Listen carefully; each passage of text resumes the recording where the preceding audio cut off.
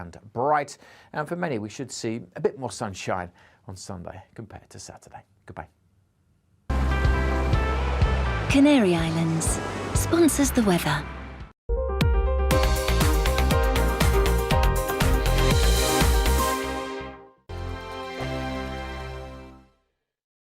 Hello there, I'm Eamon. And I'm Isabel. And you're watching the GB News digital stream across the United Kingdom. And around the world. If you're here in the UK, you can also watch us on your TV screen. GB News is Freeview channel 236. On Sky, we're channel 515. 626 on Virgin Media. Just remember, you might need to retune your TV to watch the channel. Yeah, and if you are doing that, find out more about retuning by going to gbnews.uk. Join my show Farage, 7 p.m. till 8 p.m. Monday through Thursday. And there you will get opinion, analysis, debate, and I'll cover stories that nobody else dares to touch. And then for the last 15 minutes, talking pints. We're over a drink. We have a civilized conversation with someone. We very often disagree, but we do it in a grown-up way. Come and join me on Farage.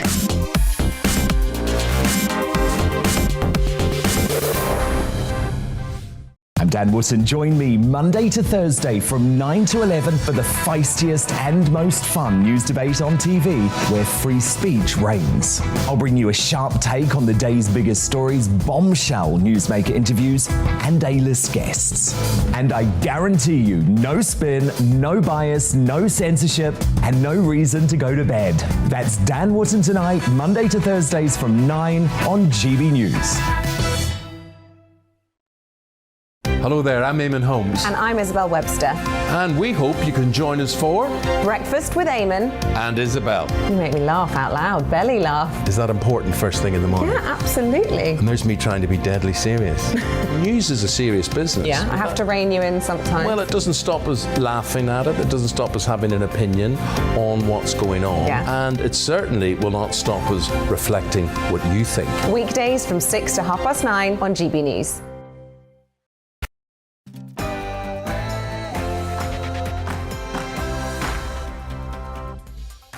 Hello and welcome to We Need to Talk About on GB News with me, Alex Phillips. An opportunity for women to share highs, lows and gripes and groans. Keeping me company today is Kelly J. Keane, women's rights activist and founder of Standing for Women. And here's what we've got coming up on the show. Swapping, collating and posting of nude images of women without their consent is on the rise. Is it time for a change in the law? The Scottish Government gives the go-ahead for clinics to cancel fertility treatments for unvaccinated women. We'll ask why, and is that fair? That's what we're talking about for the next hour, but what do you need to talk about? Email me, gbnews@gbnews.uk, or tweet me @gbnews. But first, it's time for the GB News headlines.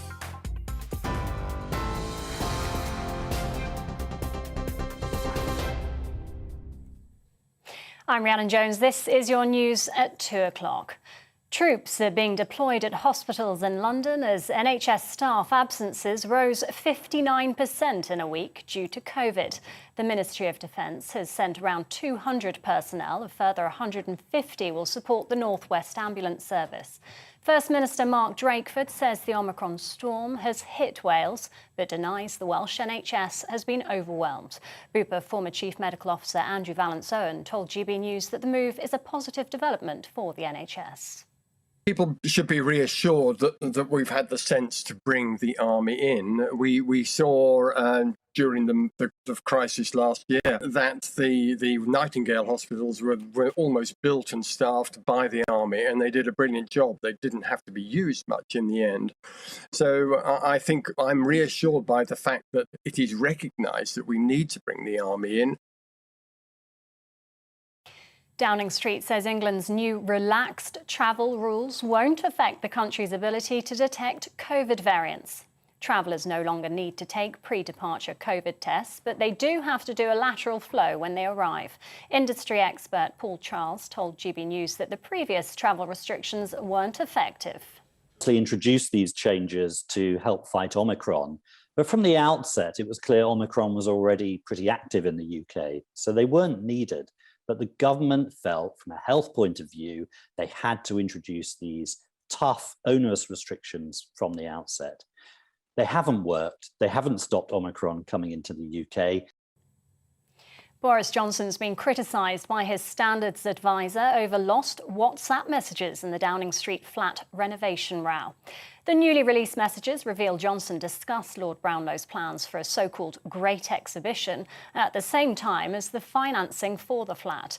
Labour says the messages with the Tory donor raise questions about cash for access and have called for an investigation. The Attorney-General is considering referring the Colston statue toppling case to the Court of Appeal. It comes after 4 people were cleared of tearing down a monument of slave trader Edward Colston during a Black Lives Matter protest in Bristol in June 2020. Suella Braverman says the verdict is causing confusion and may trigger a review. Senior judges would have the chance to clarify the law for future cases. People have been told to stay off the streets of Kazakhstan by the president, who's ordered security forces to fire without warning. The statement broadcast on Kazakh TV comes amid a violent crackdown on anti-government protests sparked by a fuel price hike. Around 2,500 Russian-led forces have been deployed to Kazakhstan at the request of the country's president. The counter-terrorist operation continues. The militants have not laid down their arms. They continue to commit crimes or are preparing for them. The fight against them must be pursued to the end. Whoever does not surrender will be destroyed. Novak Djokovic has thanked people around the world for their support amid his visa row ahead of the Australian Open. Meanwhile, a second tennis player, Renata Varakova, has reportedly had her visa cancelled by immigration officials. She's being detained in the same hotel as the world #1. Djokovic is awaiting the outcome of an appeal with authorities over a COVID-19 medical exemption. It's reported that one other player may also be under investigation. The Australian Home Affairs Minister says everyone is treated fairly in custody. Mr. Djokovic is not being held captive in Australia. He is free to leave at any time that he chooses to do so, and Border Force will actually facilitate. We treat all people who are in immigration detention fairly, equitably. A 13-year-old boy has been arrested on suspicion of murder after a man was stabbed to death in West London. Police investigating the killing of 46-year-old Dariusz Wolosz detained the teenager on Thursday. Mr. Wolosz, who is Polish, was attacked near his home by a group of males following a row in West Drayton.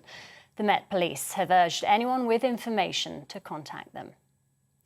The 79th Golden Globes will be a private event. The Hollywood Foreign Press Association says the ceremony will no longer be live streamed. What's more, the winners will be announced in real time on social media. The event's due to take place on Sunday with no red carpet and no celebrity hosts. You're up to date. Now back to Alex and the afternoon agenda.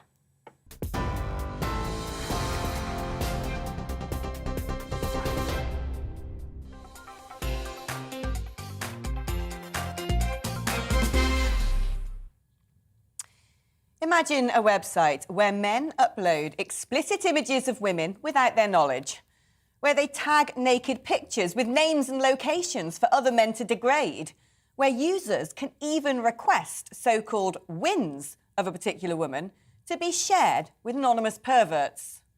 What a vile and, one would wrongly assume, illegal pastime. As with most dangerous filth on the internet, objectifying, traumatising and endangering women, nothing is being done. According to the Revenge Porn Helpline, these sites trade women like pornographic Pokemon. And it's not just websites. Social media is increasingly used. In fact, a study across Australia, New Zealand and the UK showed 1 in 5 men have been perpetrators.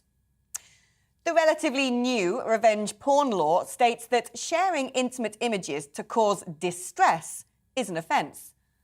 But what about when the victim never knows? And so here we are, waiting for a feckless and flippant government pandering to patriarchal libertarians to catch up with yet another degrading, disgusting and dangerous assault on women. So-called collector culture has fast become the most common form of abuse, with offenders often everyday guys in WhatsApp groups, bonding over explicit images and lad banter. Women who find out often get zero support and have no recourse to the law. Yet another symptom of a hypersexualised society where the commodification and degradation of women is normalised, while those in power do nothing. Well, joining me now is the co-founder of the Not Your Porn campaign, Elena Michael. Elena, fantastic to have you on the show. What exactly is collector culture? Thank you for having me, Alex. So collector culture is when images are downloaded from website or taken non-consensually and then either collected and stored on the individual's computer or laptop and then posted to other sites to be traded and shared with other men or other perpetrators. What sort of footfall are these websites having? Is it a niche occupation or is it actually quite widespread? I would say from the data that we have available, it is quite widespread, but it's also very difficult to be able to get these figures because it requires a collaborative relationship with sites and platforms to be able to understand the extent of the problem. And sometimes sites are created by individuals and not in the mainstream, shall we say. So that makes it much more difficult as well. However, we are seeing more data being collected on this, and we're also seeing some platforms and sites wanting to have a collaborative relationship. So we're starting to really see the magnitude of the problem, which is encouraging, but it doesn't go far enough. I mean, this doesn't actually come under revenge porn law either, does it? Because the law says that the images have to be shared with the intention of causing distress. But all too often, these images are non-consensually posted, but anonymously, and the victims don't necessarily find out about it. So actually, there's a legal loophole here, isn't there, where men, largely men, are sharing nudes, swapping nudes, even requesting nudes of women, and are doing so with impunity. Absolutely. The intention to cause distress does not catch enough of this behaviour. And I think what we've seen in the last few years is a real progression of the way that this behaviour takes place online. And we need, urgently, women need, all victim survivors need a real robust law that can protect them, but we also need to see collaboration from these platforms and these sites to put safety by design at the heart and the centre of what they do. So yes, law reform is incredibly important, but we mustn't also forget the other factors that are involved in this. I mean, you would hope if a man started, was in a WhatsApp group where men started putting up naked pictures of women and all the men were talking about it, that someone would have the morality to say, look, guys, this is plain wrong. But actually, it seems to me from reading that statistic that 1 in 5 men have been perpetrators, that they all think this is harmless fun. But what sort of impact does this actually have on the women? I cannot overemphasize how traumatic and devastating this is. In the short while that hashtag Not Your Porn campaign has been running, which is about 3 years, we've been contacted by almost 300 people, the majority of which have been women, that have showed that the trauma is pervasive to every element of their lives, their family life, their professional life, their mental health. And it's horrific that this behaviour has been allowed to be normalised because of the fact that it's often behind closed doors, and we have to bring it out into the open and regulate it in order to really combat it, because women do not deserve to be treated like this in any space. So we need to update the laws as soon as possible, because it's long lasting and women need the support services to be able to deal with that. But, I mean, there'll be people out there watching this say, oh, well, it's their own fault. If women are sending naked photos of themselves to people, then they've got it coming to them. But actually, first of all, if you're sharing a naked photo of someone you're in an intimate relationship with, you do not expect it to be handed on, even though some people might be advised that it'd be foolish to do so. But also, we don't necessarily know the origin of some of these photos. It could be from voyeurs, it could be from hackers. I mean, how can we stop this from happening? I think it's got to be a combination of regulation, like I've mentioned. We've got upcoming opportunities at the moment because the Law Commission is reviewing the 2015 law, but we've also got the online safety bill that is in discussion and going through the parliamentary process at the moment. So regulation is one side of it, but we need platform liability as well as perpetrator liability so that we have a system of protections that really tackle this issue from all angles because it is global. And the fact of the matter is that an image can be uploaded in the UK, downloaded and shared all across the world. And in reality, the survivor has no understanding of where that image has gone and the lifespan that it has on the internet. So it's really got to be a combination. We need to listen to survivors. I'm very privileged and in awe to work with so many fantastic survivor activists, but the onus cannot be on them to come forward to constantly relive their trauma to improve the laws. We have to make a proactive step to change this. And I think that it's been really encouraging in the last few years to see how much this field has changed, but it's still not enough. Elena, thank you so much for coming on and shining a light on this horrific topic. And thank you on behalf of women everywhere for all of your hard work. That's Elena Michael, who's co-founder of Not Your Porn. Well, let's introduce you properly to my studio guest, Kelly J. Keane, who's a women's rights activist and founder for Standing for Women. Thank you for being here. Now, listening to that and the fact that now, we've been through the whole revenge porn thing, and I don't think enough's being done. I think most user-generated content porn websites are utterly debased and definitely do not follow any sort of moral rules as I would recognise them. And now we've got this. Men, I had no idea that there are these websites where men are sharing naked pictures and requesting them. Men on university campuses saying, oh, can you get a naked photo of such and such to post? It's sick. It's really gross, isn't it? I mean, I think we have to keep revisiting. We live in this society in which men do these things, and we have to unravel that somewhere. And I guess it comes back to pornography, it comes back to the sexualisation of our entire population. But we don't take it seriously, and I think it's got to the point now where it's such a massive issue that is so far-reaching that if this government doesn't act and do something about it, then there's something wholly wrong. And we have to ask why they aren't doing something about it. It's either that they don't take the concerns and the suffering of women very seriously, or they're quite happy for blokes to share naked pictures of women. I keep hearing over and over again people saying, well, what we need to do is go into schools and say to school kids, look, it's probably not right for you to be sharing naked photos, or what you see in porn isn't real. But it's not enough, is it? Surely we need to be treating the cause of this behaviour and not all the harms that result from it. Yeah, absolutely. So that goes back to, you know, when I was a little girl, I don't think we could see sort of semi-nude women being exploited on MTV. And I wouldn't walk past a billboard with a really sexually explicit image. And now we have all of those things. So that certainly would be the cause, the fact that we are so saturated in this stuff that I think people don't even recognise it anymore. But we have police recording non-crime incidents. We have, sites like Twitter banning things that I would like to say on there about women's rights. So I don't really believe that they can't stop it. There's just no appetite to stop it. Yeah, I mean, I agree entirely. When people talk about, oh, well, you know, there's no way of putting age verification on porn, there is. The technology's there, it's proven to work. And frankly, you need a degree in IT just to get back into your own country with a passenger locator form at the moment. So I think the argument is just dead and buried.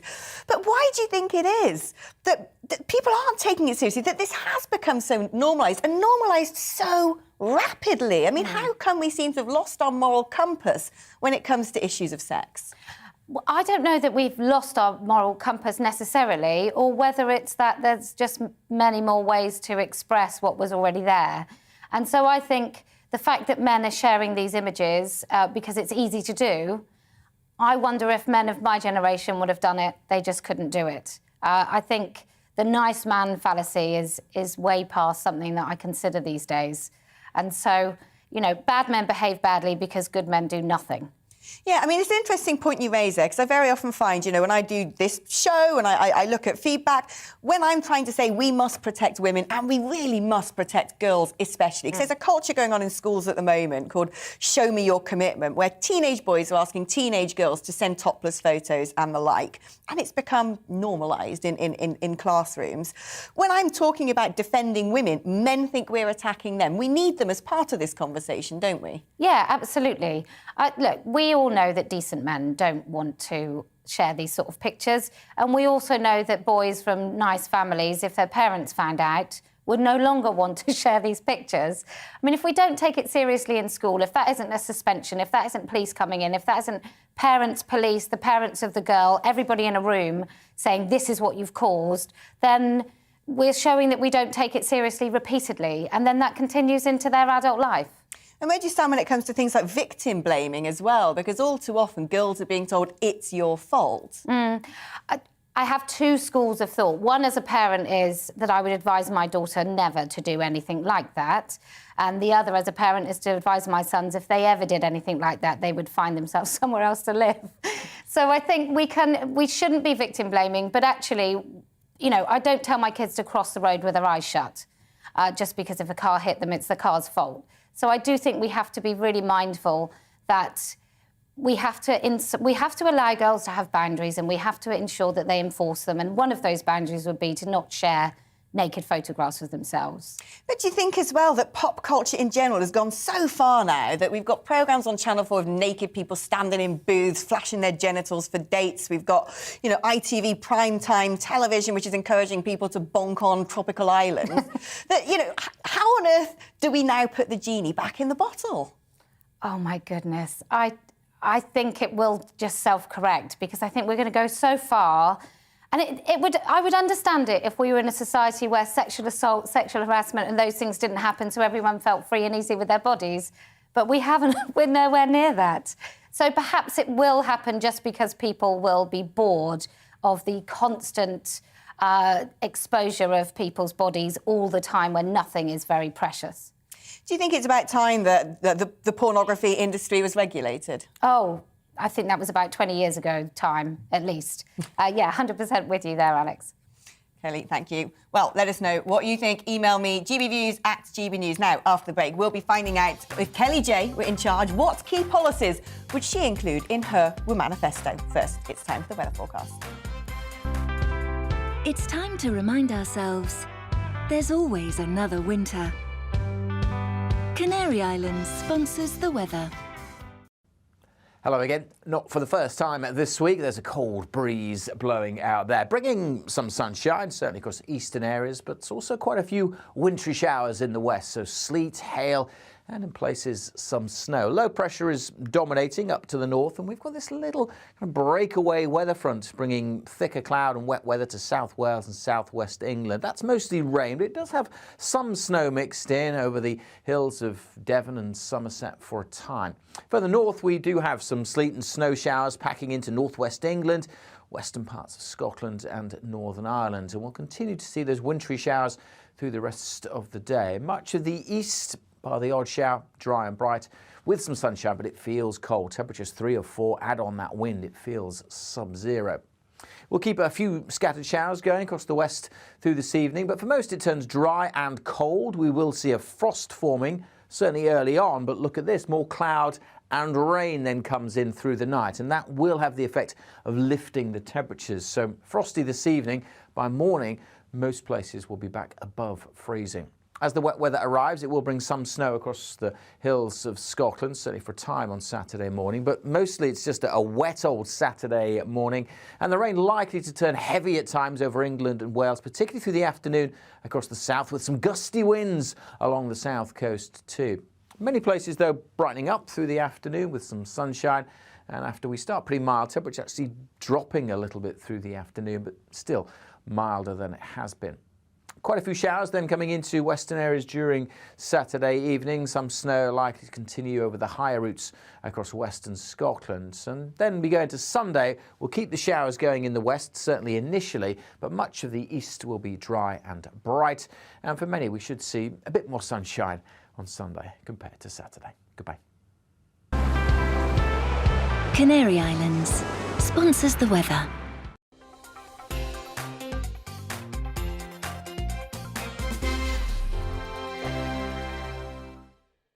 Hello there, I'm Eamon. And I'm Isabel. And you're watching the GB News digital stream across the United Kingdom. And around the world. If you're here in the UK, you can also watch us on your TV screen. GB News is Freeview channel 236. On Sky, we're channel 515. 626 on Virgin Media. Just remember, you might need to retune your TV to watch the channel. Yeah, and if you are doing that, find out more about retuning by going to gbnews.uk. Join my show Farage, 7 p.m. till 8 p.m. Monday through Thursday. And there you will get opinion, analysis, debate, and I'll cover stories that nobody else dares to touch. And then for the last 15 minutes, talking pints. We're over a drink. We have a civilized conversation with someone. We very often disagree, but we do it in a grown-up way. Come and join me on Farage.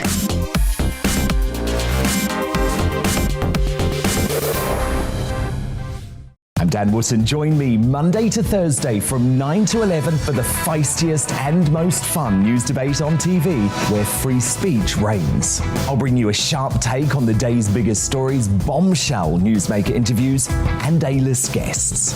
And I guarantee you, no spin, no bias, no censorship, and no reason to go to bed. That's Dan Wootton tonight, Monday to Thursdays from 9 on GB News.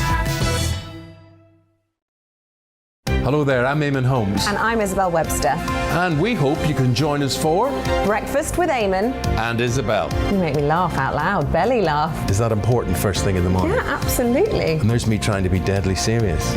News is a serious business. Yeah, I have to rein you in sometimes. Well, it doesn't stop us laughing at it. It doesn't stop us having an opinion on what's going on. Yeah. And it certainly will not stop us reflecting what you think. Weekdays from 6 to 9:30 on GB News.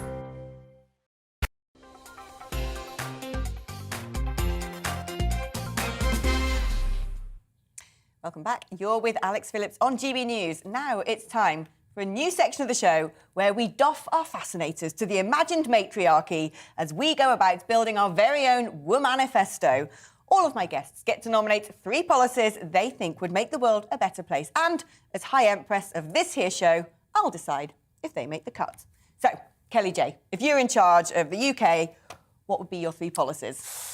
So the first one is about mental health, and that would be that women, when they access mental health, have female-only mental health, therapies, care, etc. So when they go into acute wards in the NHS, that they are in a female-only space, including staff. Yeah, why do you think that's especially important? Well, because some women... So there was a case a few years ago, about 5 years ago, where a woman had acute psychosis, where her fear was overwhelmingly male violence. And she went into an acute ward in the NHS and she was called a bigot and a transphobe because the person next to her she recognised as a man and she was told that they were a woman. So I think often we feel much more nurtured and cared for in female-only environments, especially when we're women. In fact, many men would ask for female care, but I think it's especially important for women to be able to heal in female-only space. Yeah, no, couldn't agree more. We love it. OK, number 2. This is about home care, so it's tied very closely to my first, which is women in their own home should be allowed to ask for females to come and see them. And what happens at the moment is that whether it's counselling services, whether it's some care worker coming into your home, even if you request a woman, the person that comes might actually be male who calls himself a woman. And they'd be able to do things like do your bath and all the rest of it. 100%. Yeah, no, not right. Totally agree. And number 3? The power of no and how women need to find that word, use it, and use it very consistently and mean it. I agree. I mean, in this day and age, it's funny, isn't it? We were discussing earlier before we came on air that if you're an assertive woman, you get called things like shouty. And constantly women are being told they have to repress themselves, they have to repress their opinions, they've got to make themselves amenable to whatever men want. Well, it's also women often will use caveats and apologise before they say something really direct and straightforward. I was talking to a guy called James Max on Talk Radio, and And I think he called women shrill. I get shrill a lot. I get shrill. Because, I just think we need to use short sentences. We don't need to apologise for our point of view and for policing our boundaries. And so the word no sometimes can be just a complete sentence. I love it. I'm going to say yes, actually, to that great. policy rather than no. Great policies there, Kelly J. We appreciate your contributions to the womanifesto. Now, for women of a certain age, lockdown has really destroyed their chances to start a family. Whether it's 2 years where dating was off limits or the doors of fertility clinics being slammed shut, government policy has wiped out the possibility for countless women to become mothers. And very few seem to care. However, the Pope the other day called upon women to crack on with having kids, calling them selfish and asking them to help thaw the West's demographic winter. Well, perhaps cash in on some of that Vatican gold to fund childcare or use papal power to tell men to step up and be responsible fathers. The latest UK chapter in Clapping for the Not Your Health Service sees that all fertility treatments blocked for unvaccinated women in Scotland. Joining us on the show now is psychologist Emma Kenny, who's been through IVF and consultant embryologist and clinical director at IVF London, Alpesh Doshi, and microbiologist Andrew Preston from the University of Bath. Emma, first of all, tell me about your IVF experience. Yeah, I mean, both my boys are fertility treatment and then IVF I've had many times and failed, unfortunately. Really very emotional, obviously. Obviously, it's very expensive as well for some people, but fortunately, I have got 2 children. But for many women out there, as you said, who maybe have had a couple of years where they've not been able to access fertility treatment, or for those who now want to have it but don't want to have a vaccine, to have that vetoed is just soul destroying. And also it's coercion, and in spite of the fact that we know that there are reasons why you shouldn't be making anybody have something done to their body they don't want to have done, it seems to be in Scotland that they're making this policy. And that for me is not just detrimental to the women themselves and the wider families, it's actually detrimental to our society, because we are all individuals unique of thought, and some of us will agree and some of us will disagree, and we don't want to put people into a manufactured state of mind where they have to do things according to the state, because essentially that removes their freedom of autonomy. We want to create individuals who are unique in our societies, who grow into independent thinkers, and that's being stolen from us at the moment. So my experience of IVF is traumatizing, often unfulfilling, but obviously something that's very important, because to have children, as far as I'm concerned, both psychologically and obviously as a professional as well, is something that's deeply fulfilling and gives you a sense of purpose and meaning that I think is unlike any other. Now, I'm going to come to you next, Alpesh. Is this something that you agree with, that if women haven't been vaccinated, then it's fine to say you can't have fertility treatment, or do you think that's completely illogical or immoral? I think it's very important to understand that everyone does reserve the freedom of choice. And certainly, in my opinion, and in the UK, in London especially, we are not creating any boundaries around treatment when it comes to vaccinated or unvaccinated candidates. However, as a clinic, we do test patients for COVID-19 right at the beginning of treatment and midway through treatment. And as a responsible clinic, we have to sometimes terminate treatment if patients do become positive in their journey of fertility treatment, in safety to staff and their other fellow patients. Andrew, a good friend of the show, is there any sort of, when it comes to microbiology and virology, is there any sense behind what Scotland have done, do you think, in saying that if you're not fully vaccinated, you can't have IVF? I'm not sure exactly what the motivation for this step is. Clearly, vaccination is the most protective mechanism we have against COVID itself. And yes, there is data that suggests, particularly in the third trimester, that women who have COVID are more susceptible to certain complications, so premature birth and preeclampsia in those later stages. But again, to have it even as a requirement for the very start of that journey, I mean, there's plenty of opportunities to then counsel ladies who eventually become pregnant about the choice of the vaccines. And certainly it's not mandatory that once you're pregnant you have to have the vaccine. So again, I think it'd be really interesting to know exactly what the rationale for saying that even to start IVF you must be vaccinated. I'm going to come back to you, Emma. If someone is going through IVF or is desperately trying to get pregnant, it might be that a lot of women out there think, well, we haven't had any long-term evidence on the impacts of vaccination, and therefore they might think they're doing something and erring on the side of caution. I mean, what is risk assessment these days? What happened to risk assessment? I mean, there are so many things coming out that we know weren't properly risk assessed, like the impact on poverty, children in schools wearing masks. All these things weren't risk assessed, and we know now they're having catastrophic impacts, aside from the impact on our planet. So when it comes down to long-term studies, it doesn't matter what people tell you about safety. And I'm sure that for the long term, it'll turn out that the vaccine isn't some catastrophic annihilator of human beings. I genuinely believe that. But don't tell me you know they're safe unless you have a time machine that's 20 years down the line, in which case I will beg to your professional conduct and knowledge. Right now, for women who don't want to, at this point, have that vaccine because they're young enough and fit enough, because obviously vulnerable and people who are very overweight and these kind of things, that's a chance you have to take, really, because there are things that could mean that it was potentially good for you to have the vaccine. But as a young, fit, healthy woman, or a middle-aged, fit, healthy woman, if you don't want to have that put in your body, rightfully so, because let's draw our attention to how very few decades we've had control over our bodies. You know, we're talking the 1960s when we were given the opportunity to protect ourselves from getting pregnant through medication. Also, we've been able to have abortions now since the 60s. The truth is, women lost their autonomy forever, it seems, until very recently. I'm not going to hand over my autonomy, and neither should anybody else, based on somebody telling me this is safe, even though I haven't got a actual evidence in 20 years that it is. I hope it is. But if you don't feel it is, that's fine. And I don't know what's happening in Scotland. They have had some issues, actually. There's some research out saying that there is an issue with children dying early on, you know, in the first few weeks of birth. And these are being investigated now because there's been a spike in those things. There's also been an issue with bears in America, saying that there are lots of children who, you know, during gestation, babies have died. I'm going to have to jump in there because we've got to sort of play by the rules and make sure when things haven't been verified that I sort of flag that up. I'm going to quickly ask you, Alpesh, given that the last 2 years have been hugely disruptive for people seeking fertility treatment, do you think to compensate that cut-off points for things like IVF, age cut-off points, should be extended to actually, you know, compensate for that?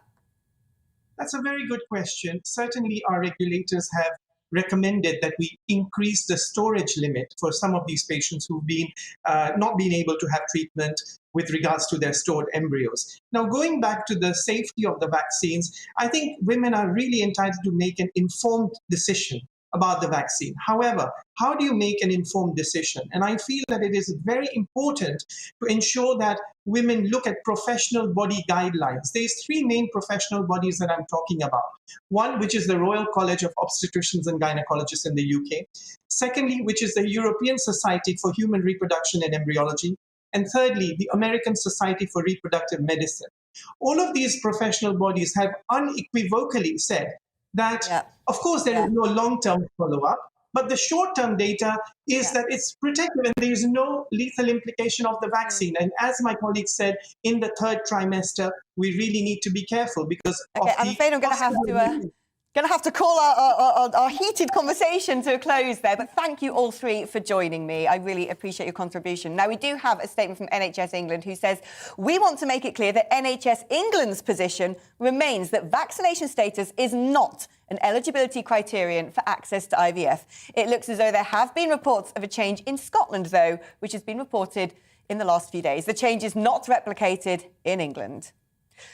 You're with GB News. Now, after the break, it's time for my guest to have her say. We'll hear what women's rights activist Kelly J. Keane needs to talk about. But first, it's time to check in on the news headlines.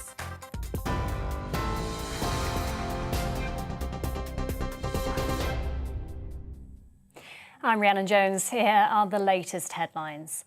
Troops are being deployed at London hospitals as NHS staff absences rose 59% in a week due to COVID.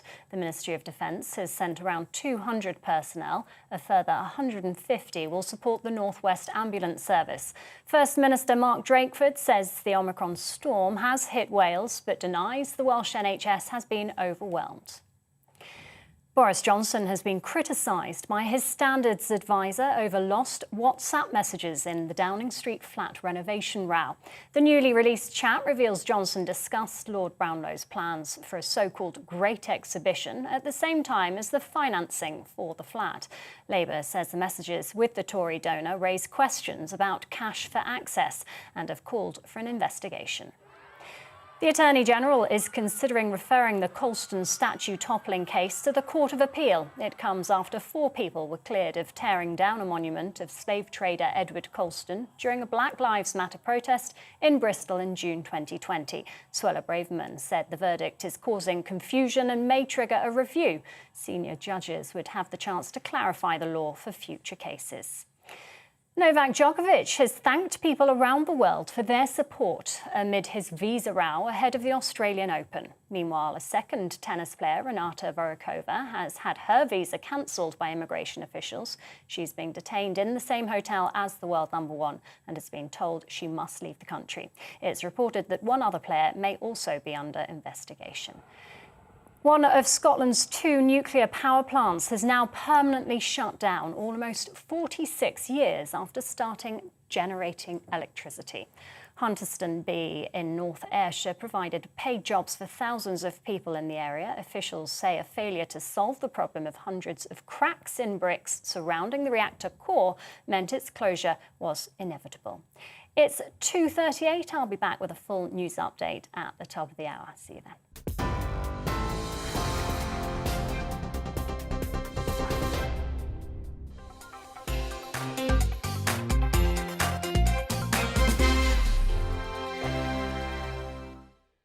Hello there, I'm Eamon. And I'm Isabel. And you're watching the GB News digital stream across the United Kingdom. And around the world. If you're here in the UK, you can also watch us on your TV screen. GB News is Freeview channel 236. On Sky, we're channel 515. 626 on Virgin Media. Just remember, you might need to retune your TV to watch the channel. Yeah, and if you are doing that, find out more about retuning by going to gbnews.uk. Join my show Farage, 7 p.m. till 8 p.m. Monday through Thursday. And there you will get opinion, analysis, debate, and I'll cover stories that nobody else dares to touch. And then for the last 15 minutes, talking pints. We're over a drink. We have a civilized conversation with someone. We very often disagree, but we do it in a grown-up way. Come and join me on Farage.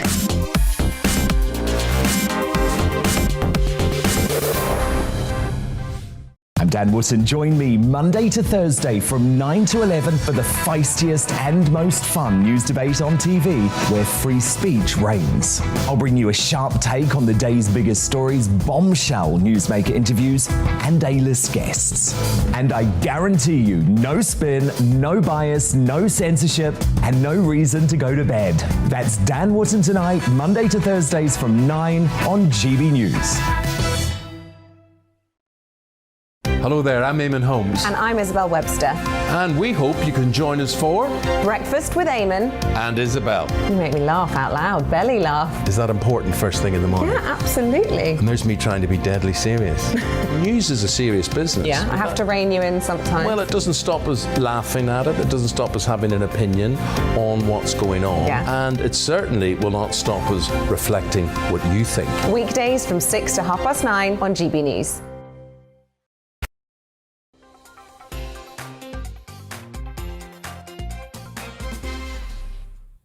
Welcome back to a pretty fiery We Need to Talk About today. This is GB News and I'm Alex Phillips. It's time now for my esteemed guests to unburden themselves and tell me what they need to talk about. And Superwoman campaigner Kelly J. Keane has chosen the Gender Recognition Act. But first of all, here's some facts.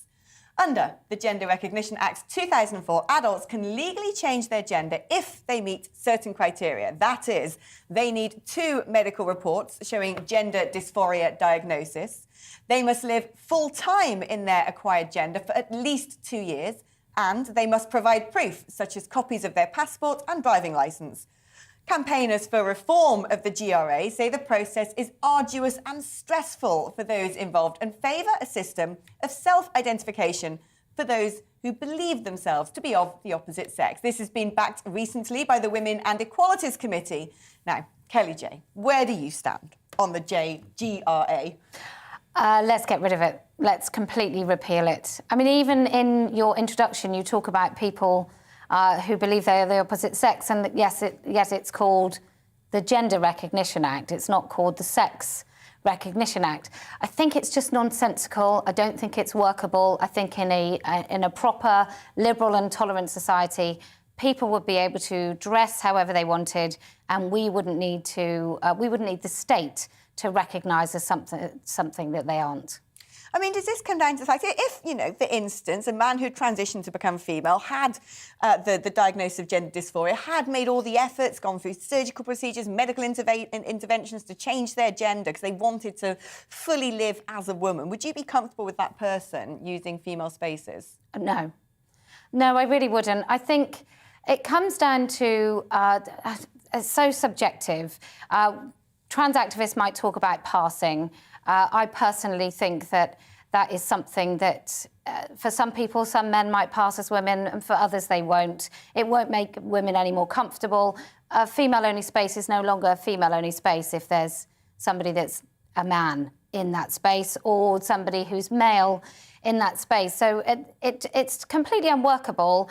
And also what's happened from the inception of the 2004 GRA, the rights of women have just persistently been eroded. So before the GRA, would we have had men in women's prisons? I don't think we would. I don't think that would be something where we would be right now.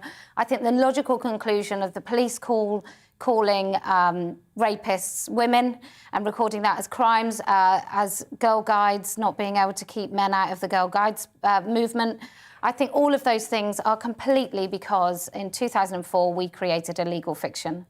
Well, let's talk now about how people want to update the GRA and actually move it to a system of gender self-ID where all you have to do is say, I believe I am a person of the opposite sex, and then you have all of the access to that particular sex's spaces and whatever it may be, privileges.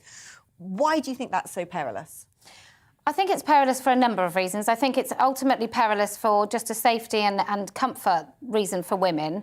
I think if predatory males want to more easily access women's spaces and sort of go under the radar and not be asked questions, then I think self-ID is a perfect way to do it.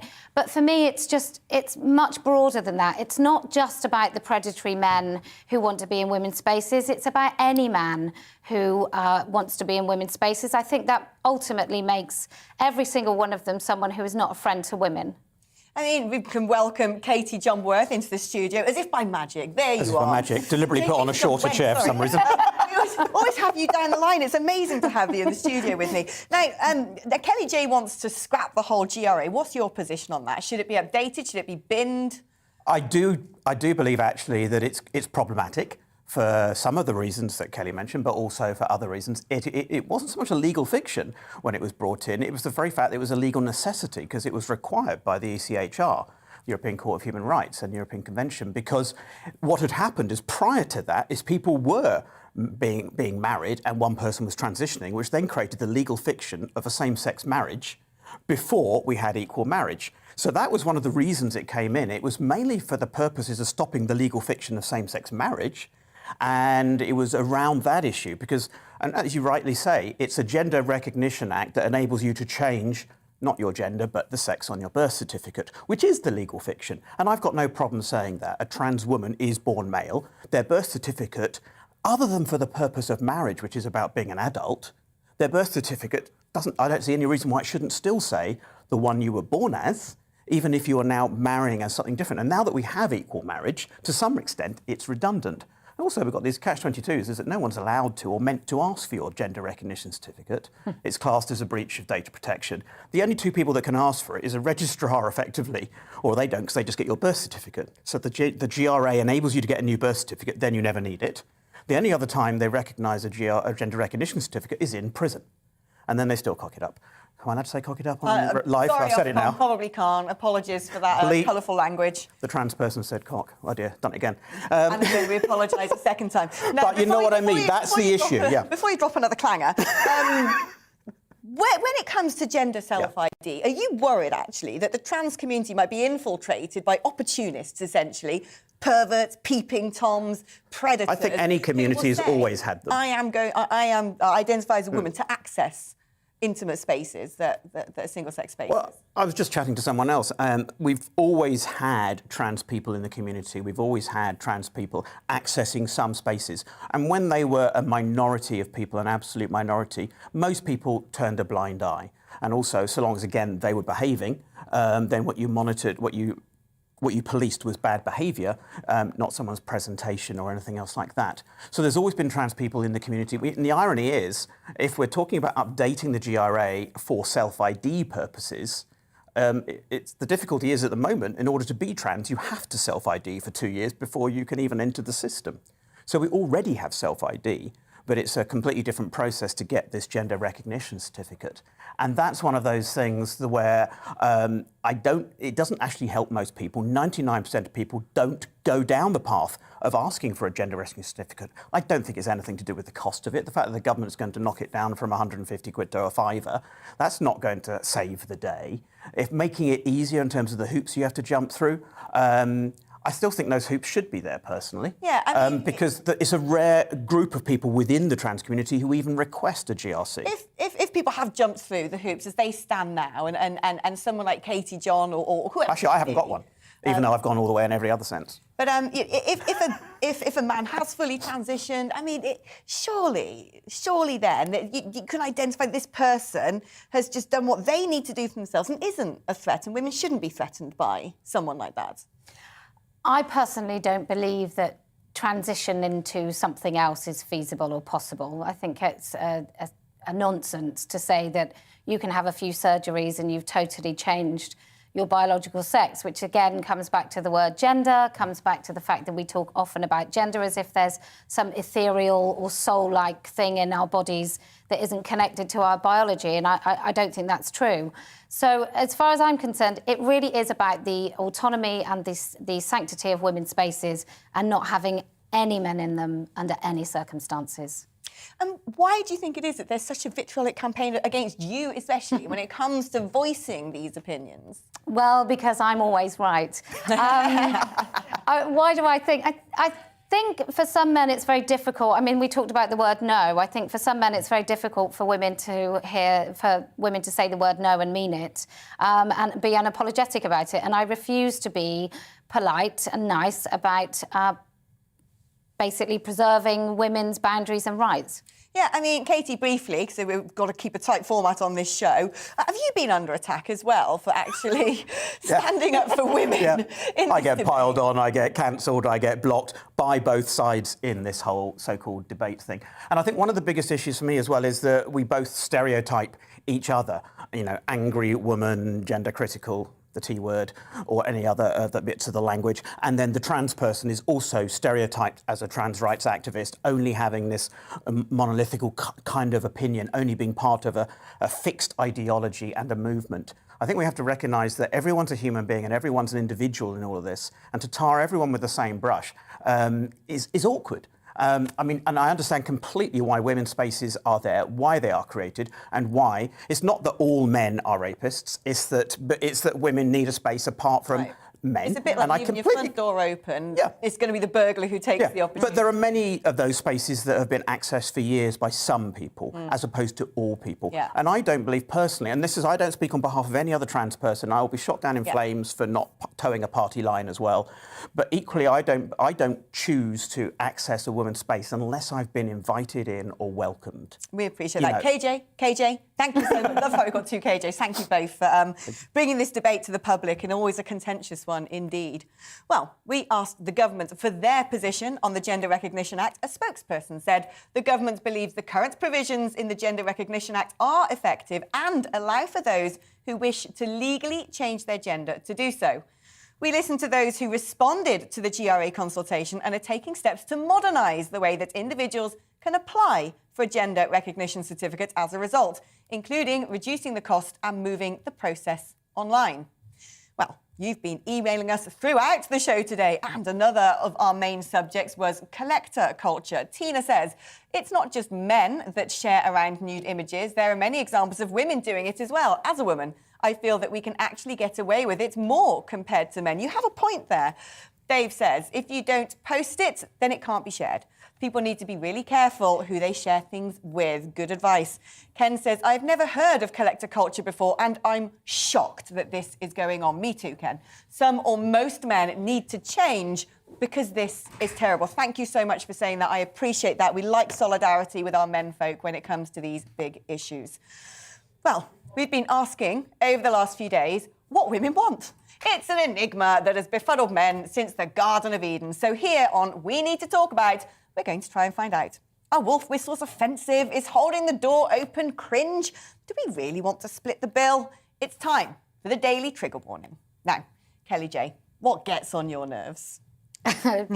Bad table manners, especially noisy eaters. So not necessarily a male or a female thing, but just if somebody's making a noise when they eat, I really do want to commit an act of violence. Chewing with an open mouth, that sort of thing. Chewing with or even just noise at all, even just a slight hint of a noise. I think there's a name for it, but I just call it a massive irritant. Of all the things out there, that's the one you go for. That's the one that probably, if I'm on a train and somebody gets out some food and it's noisy, that is, I'm afraid, that is my massive driving me insane thing.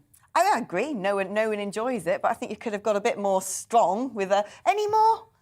Well, look, I don't like men in women's spaces. I don't like the fact that we have to use a word called misgender, which I find it just a nonsensical word. I hate the fact that schools have started sending out emails with MX instead of Mr, Mrs or Miss.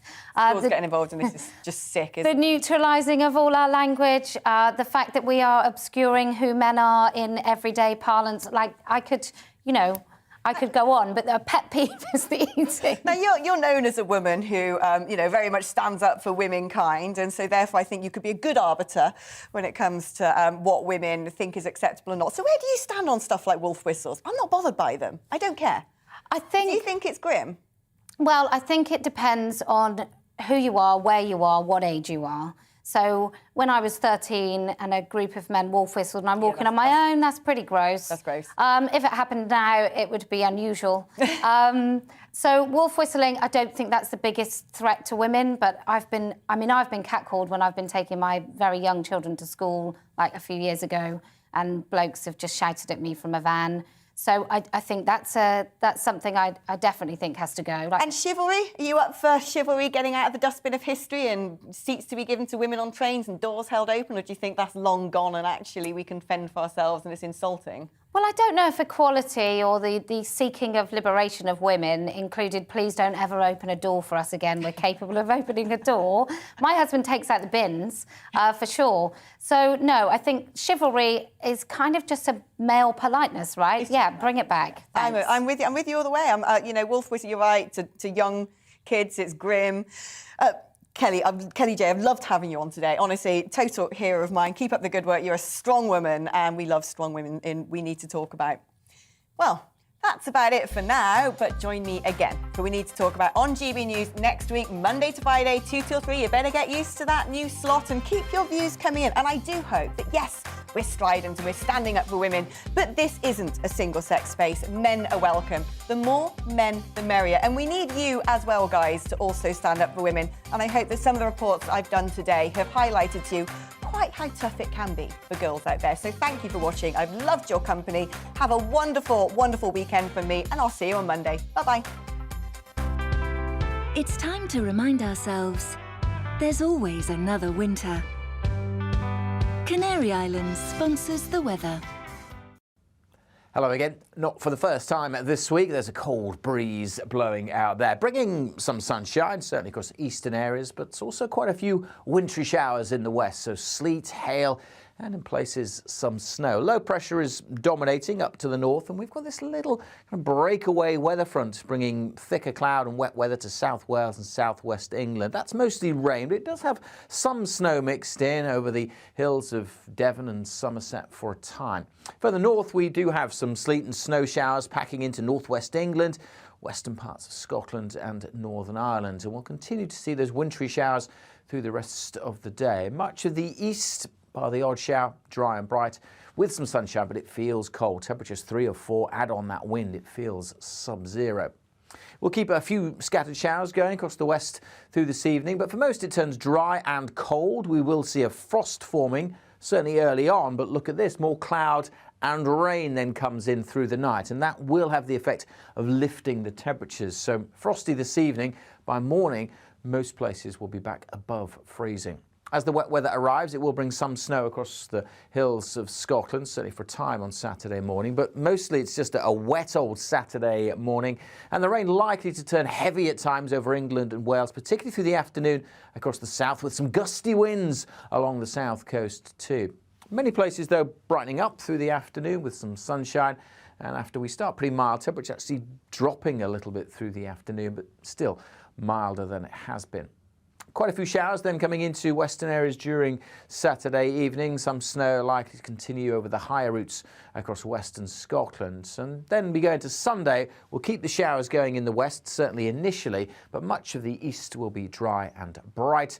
And for many, we should see a bit more sunshine on Sunday compared to Saturday. Goodbye. Canary Islands sponsors the weather.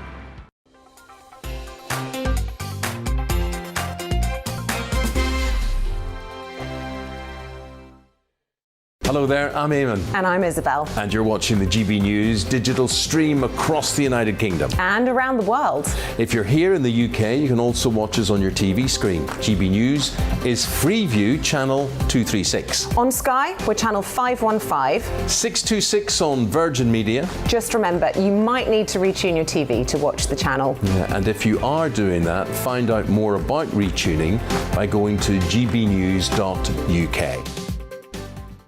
Join my show Farage, 7 p.m. till 8 p.m. Monday through Thursday, and there you will get opinion, analysis, debate, and I'll cover stories that nobody else dares to touch. And then for the last 15 minutes, talking pints. We're over a drink. We have a civilized conversation with someone. We very often disagree, but we do it in a grown-up way. Come and join me on Farage.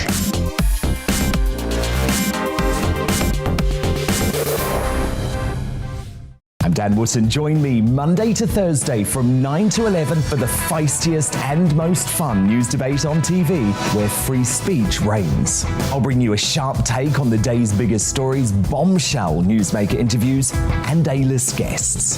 And I guarantee you, no spin, no bias, no censorship, and no reason to go to bed. That's Dan Wootton tonight, Monday to Thursdays from 9 on GB News. Hello there, I'm Eamon Holmes. And I'm Isabel Webster. And we hope you can join us for Breakfast with Eamon and Isabel. You make me laugh out loud, belly laugh. Is that important first thing in the morning? Yeah, absolutely. And there's me trying to be deadly serious. News is a serious business. Yeah, I have to rein you in sometimes. Well, it doesn't stop us laughing at it. It doesn't stop us having an opinion on what's going on. Yeah. And it certainly will not stop us reflecting what you think. Weekdays from 6 to 9:30 on GB News.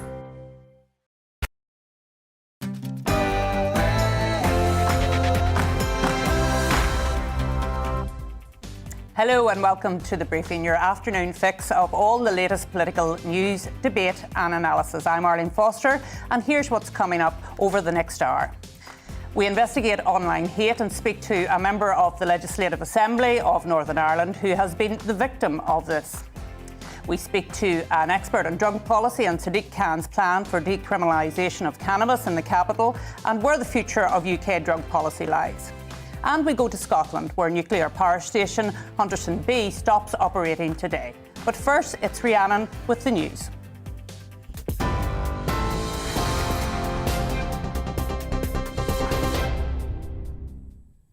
I'm Rhiannon Jones. This is your news at 3 o'clock. Troops are being deployed at hospitals in London as NHS staff absences rose 59% in a week due to COVID.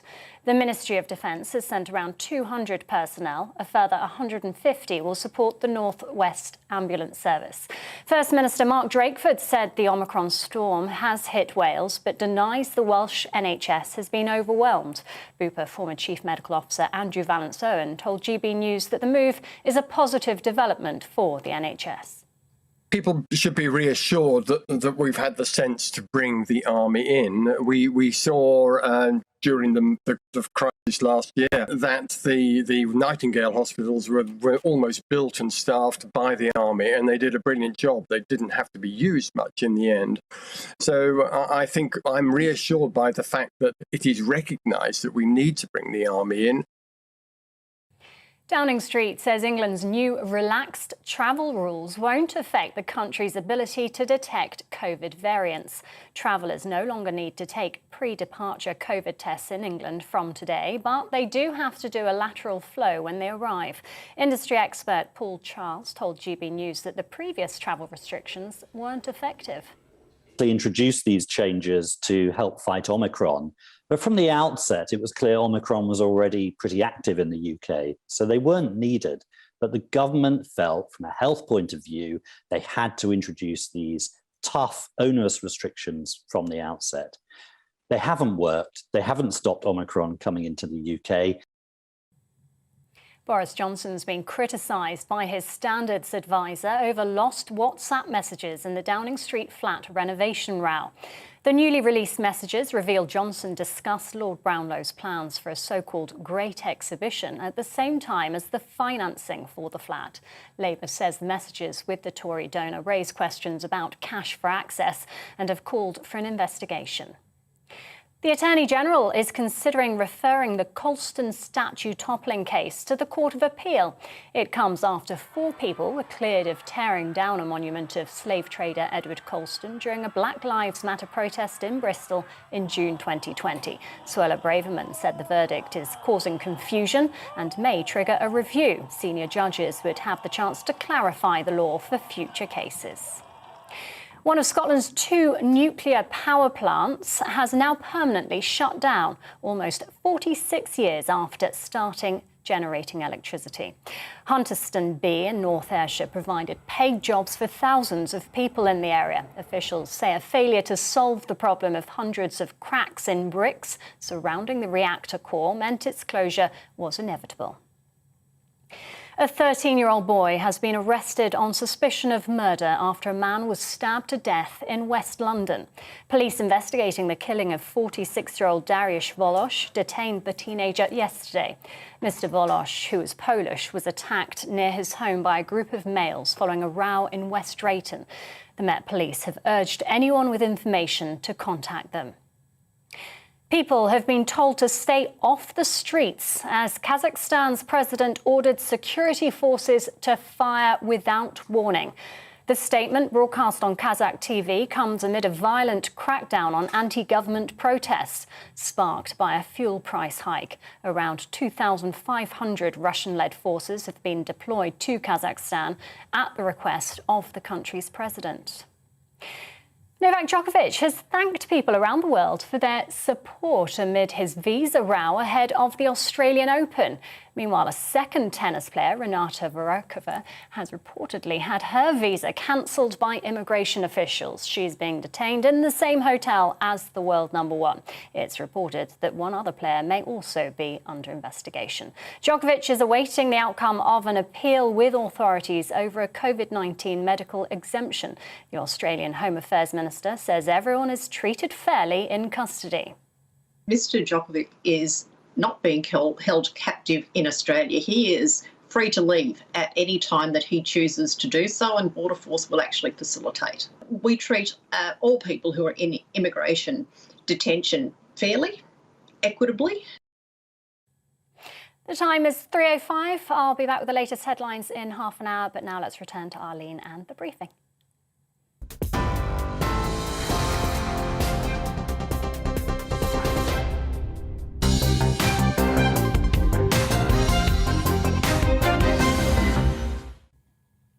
Welcome to the show and a very happy new year.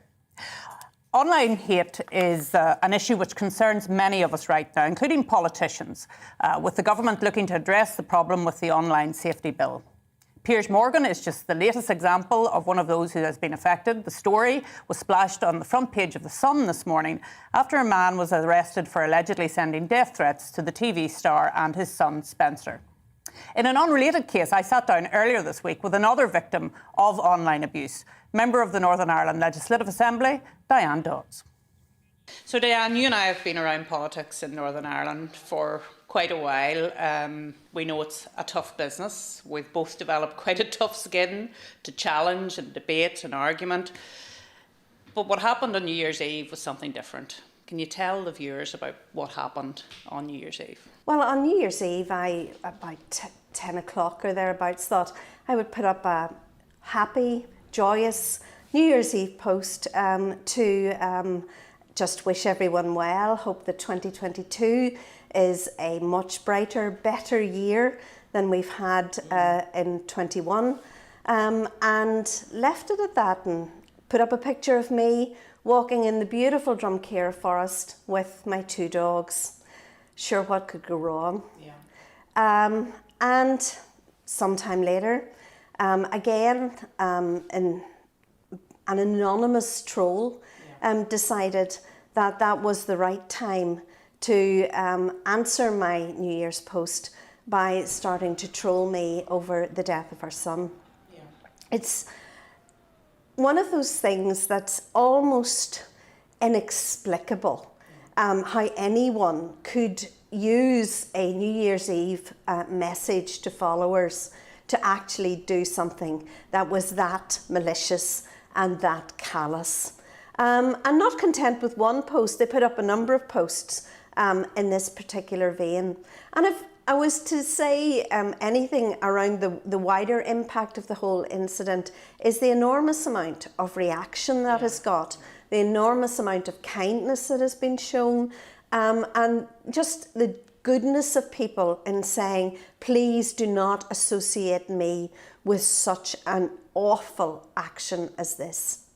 And I think that has been the positive nature that came out after, but the absolute, and you've talked about how it really went to the core of you, actually somebody deliberately trolling you about the death of your young son who died back in 1998. I mean, it was just incredible for those of us who are friends with you to see that sort of thing put out there on Twitter. I mean, it was just beyond comprehension that somebody could stoop so low. And I mean, for you and your family, it must have been absolutely dreadful. Well, it is pretty dreadful. Andrew died in 1998. He was 8 years old. But even with the passage of time, the death of your son remains something that is very, very difficult. And the trolling was enormously difficult to take. But the wonderful thing is the reaction of people to that, and people from all backgrounds, all types of people. I've had emails from people in Dublin, from people in Tipperary. I've had messages from right across Northern Ireland. I've had flowers to the office. I've had flowers to the house. And that's really very, very encouraging. But the one thing that is really something that we all must tackle is the fact that this particular account has been trolling people for quite some time. And this account targets people. It has targeted many of those who are the innocent victims of terrorism. And it targets them, again, at their most vulnerable point. So yesterday when I was giving a statement to police about this particular action, I also had with me one gentleman whose father was shot dead in the farmyard. And that troll has been targeting that man for over a year and a half. And the incredible thing about this is that Twitter allows it to happen. And when the incident with myself and my son was reported to Twitter, Twitter indicated that it had broken no rules. Yeah. So this account had broken no rules. Now you've got to ask yourself, what on earth are the rules that Twitter and social media companies go by if things like this are not breaking the rules of sensible communication? But this turns into malicious harassment almost of people and their lives. And it really is awful. And And you're absolutely right. I've noticed that a number of victims of terrorism have now come forward as a result of the publicity surrounding your particular case to say, well, actually, we've been targeted by this account for a number of months, and as you say, in some cases over a year. So Twitter have put out a statement around this issue. What's your response to that? Well, if you look at the response of Twitter, and it has been made public, it's public for everyone to see. It's almost gobbledygook. It's the sort of thing that is yes, it is nonsensical. Does Twitter's response say that they will give up the information they have on the account so that police can identify the person and actually then go use the law that they have and go after them under those kinds of malicious communications? No, it doesn't say any of those things. And Twitter talks about a community of values. It talks about self-regulation. It talks about its own guidelines. And clearly those are not working. They are not working. They didn't work for me, and they are not working for other people in Northern Ireland and much, much wider afield. And the Online Harms Bill is an attempt to try to regulate the social media sphere. But it will be a toothless bill because, again, it talks about legislating for principles, but only offering codes of practice that would be maybe monitored and regulated by Ofcom. And we all know how that has worked in the past. So I think that unless the government goes and takes another look at the bill, unless the government actually says, if you are causing harm, then you must be responsible for that harm. And the only way I think that they can do that is to make sure that this cloak of anonymity that is used on social media platforms is not there, that gives protection to those who harass, but no protection to those people who are on the receiving end of that harassment. And you will know what the argument is against that. People will say to you, that goes against freedom of speech, and you and I both believe in freedom of speech, but it doesn't stop people from saying what they have to say, but it actually makes them accountable. Well, I mean, I think that freedom of speech in a democracy is an enormous gift that we have in our democracy, and something that we must work very, very hard to preserve.